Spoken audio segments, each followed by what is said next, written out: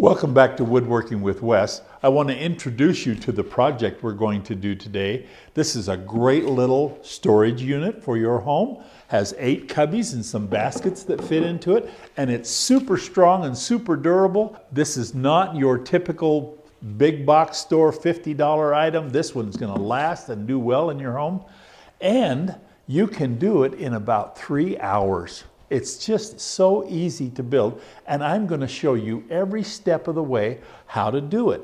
And it's so fun to do. Let's get started. Like everything we build in the shop, the first thing we do is we start with a drawing. Now, I drew this out on our whiteboard so that we can see what we're doing, and I've listed the parts: the sides, the center board, the top and bottom piece, the shelves, which will be the pieces that go in between here, here, and I cut a top that's going to go on and make a finished top on it, right up here. And I've kind of drawn all that out so that I could have my measurements and know what I did. I went ahead this time and I went ahead and cut all of my parts, because it's just table saw cuts like we've done lots of times. Here's all of our parts. Here's our top and bottom. Here's our center and 2 sides. Here's our shelves over here and our top. We've also gone ahead and we've done an iron-on edge banding. This is just white melamine. It's 3/4 of an inch thick, and we put in a white iron-on edge banding. I'm going to show you how we do the iron-on edge banding. Okay, we have 2 more shelves that we're going to be putting the edge on. We put an edge on the raw wood edge. The edge banding material that we're going to be using is a paper material with an heat-activated glue. You just take a piece like this and you break it off the length you have that you want. I have my iron all heated up. This is an old iron I bought at an antique store, and I really like it because it's real heavy. So we're just going to take this iron and we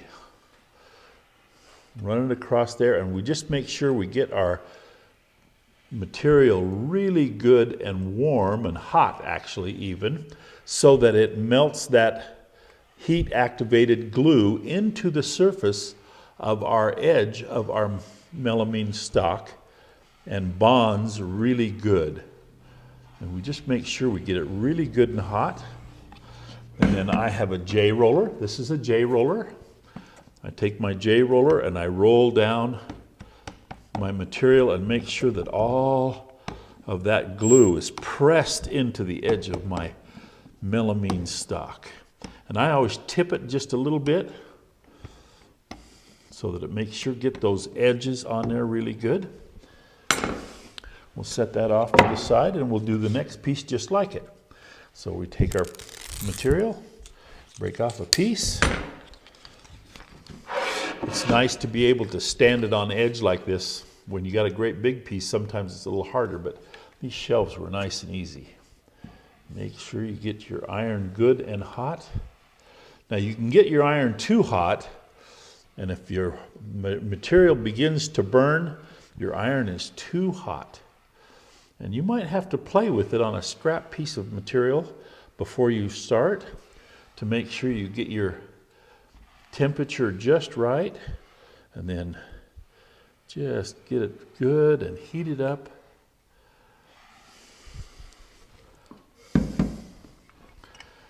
J roller down the edges, really good, press on it. Okay, now let's wait for just a second for it to cool before we clean it. Now that our iron on edge has had just a chance to cool, we'll break off the excess on the ends, and I am just going to clean this with just a file, because like I say, this is a paper product. I file the edges flush, and then I just take my file and I just lightly file along the edge to take off that little burr there. Then I take a piece of 150 sandpaper after I've done both sides and ends. I just lightly sand the face of it to make sure it's nice and clean, and lightly sand that corner, that edge, to make sure that it's smooth and not catching on anything. And there you are. Your shelf is all edge banded and filed and cleaned and ready for assembly. With our edge banding all done and our sizes all cut, the next thing we need to do is these shelves are going to fit in with a dado, with a real shallow dado. I'm going to show that to you in just a second. We're going to go ahead and take care of that. The bottom piece and the top piece will have a dado down the middle of it where the center piece goes. And then the two sides and the center piece will have dados that correspond with the spacing of the shelves.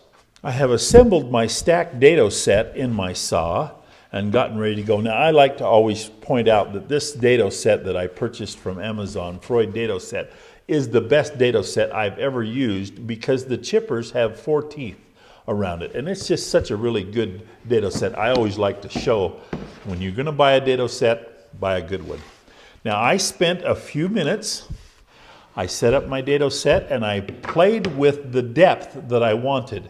I only want the depth of my channel to only be 3/16 of an inch. And I only want it to be wide enough for my stock. And so I have it fit there just exactly right. And I've played with my depth so that I'm exactly where I want to be. So I'm all set up with the height of my blade and the width of my blade, and I'm ready now to dado. The reason I went 3/16 is because I better grab my whiteboard here and show you what I'm talking about. On the center, we'll be dadoing our center board from both sides. So 3/16 from this side, 3/16 from this side is a total of 3/8. We're 3/4 of an inch thick, so that still gives me 3/8 of an inch of material in between. We're going to show you how we're going to assemble that so that makes it nice and sturdy and strong. This is going to be a nice, strong cabinet that will withstand any use and abuse. But first off, let's start setting up our dado measurements. We need to be halfway on our bottom and our top so that our center board is perfectly centered. This is our top and bottom pieces, and we've set our measurement to be right exactly in the center. One thing I forgot to mention, we always, when we're doing dado on melamine like this and it has an iron-on or a vinyl edge banding, we always make sure our edge banding is on before we dado so that as we dado, our cut goes clear through our edge. Let's show you how we do this piece right here.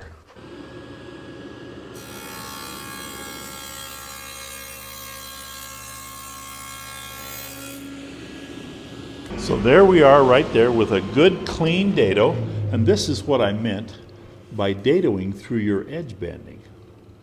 Okay, so now our cut, our dado, goes clear through and will be ready for our center board to stand in it. I'm going to go ahead and get some more dadoing done. I've got some other things I'm going to show you as we dado. We'll come back to that. We have our dadoing all done. You can see here's my left side, right side. Here's our center piece that is dadoed on both sides.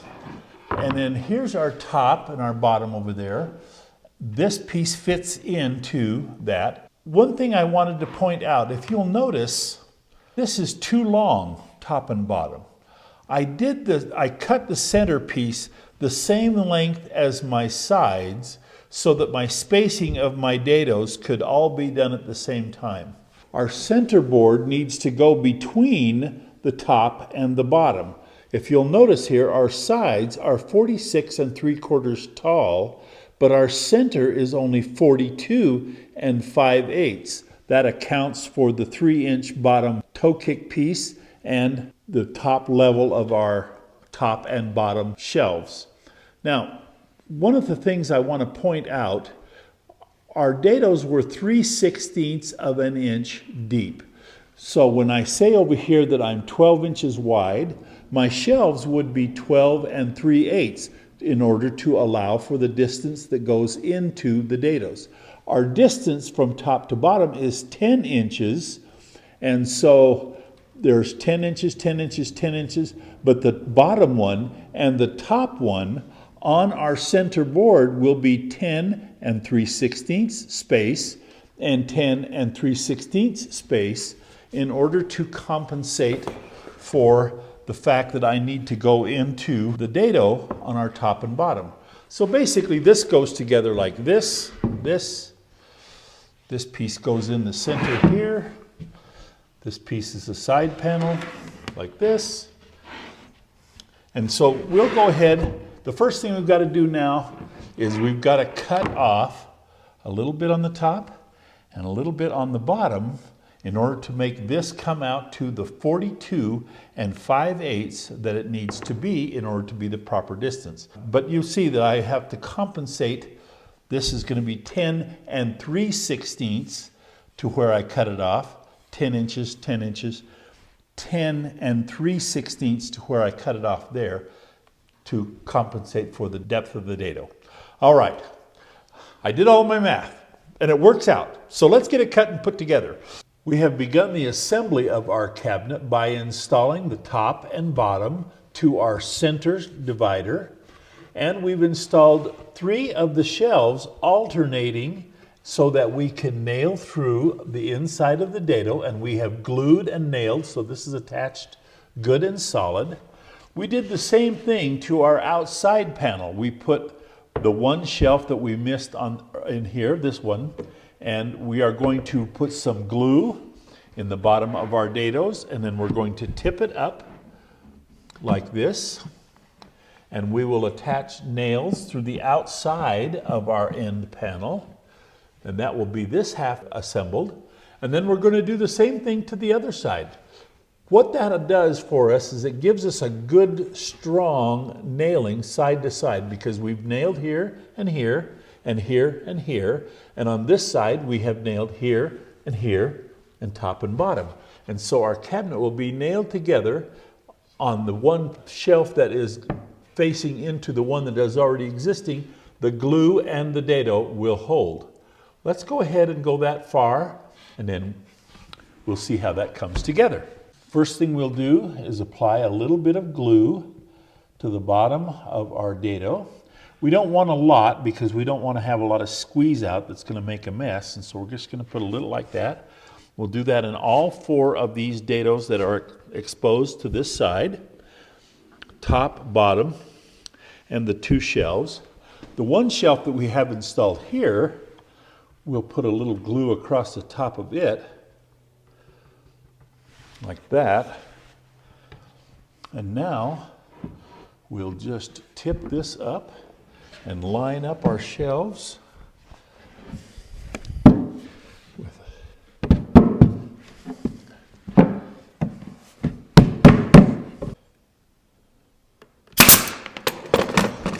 all right, 3 3/8. And we're just putting some nails through the outside into the end of our cross pieces. And I'm measuring so that I can make sure I get my nail right to the center.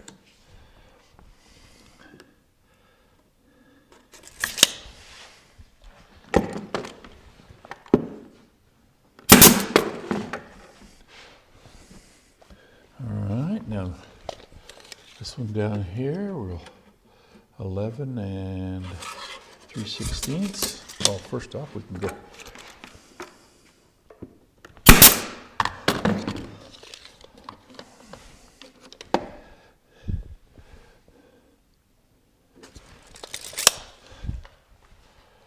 And we will come back after we get this all nailed up and all put together, and it will be easy to fill these holes with white filler. We can either use some seam fill. Some seam fill is a plastic laminate filler, and that just works really wonderful. But you can see now how this side comes together and how the nails from here to here and here to here hold this one together. And now, like I say, we're going to do the exact same thing on the other side. With our cabinet completely assembled, we're getting ready now to nail on a 1/4 inch back that I have cut to size. We're going to accomplish that by laying our cabinet on its face on our workbench That has turned out to be a very heavy duty and strong cabinet. We're going to nail our back on. We dadoed out for the back, a 1/4 inch back, so that it will be flush.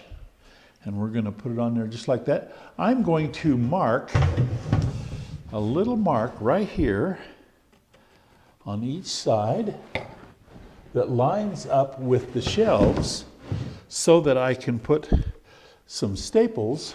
I'm putting this on with 3/4 inch small crown staples, and I'm going to make these little marks on either side so that I can line up my nailing and have my staples make sure they hit the right place.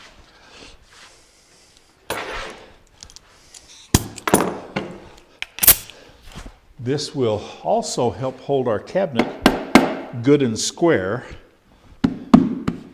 We'll make it flush across the top.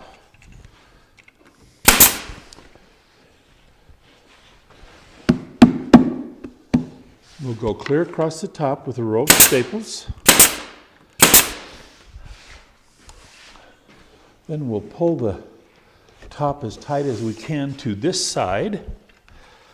And we'll go across the bottom with a row of staples.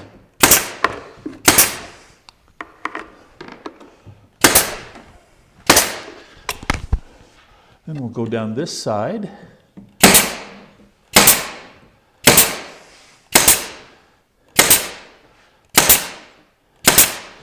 And now we'll go do on that on the other side, and then we'll line up our lines with a pencil mark. Let's see if I've got a straight edge here I can put on there real quick and show you. I think this will work. We've got a pencil mark on that side and a pencil mark on that side. And we'll put oh, it moved on me. Can't have that. We don't want to be putting our staples in the wrong place. So, and I just did it again. I gotta, there we go. A line like that. And then we can go across our line.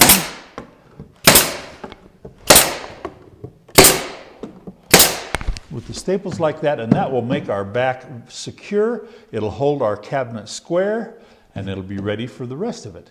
And I'll show you that in just 2 seconds. We have one last little piece to install, and that is our toe kick.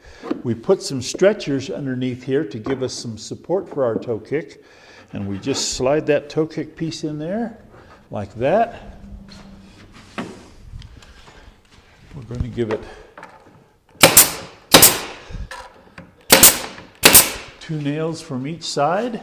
We have 2 things left to do to finish our cabinet.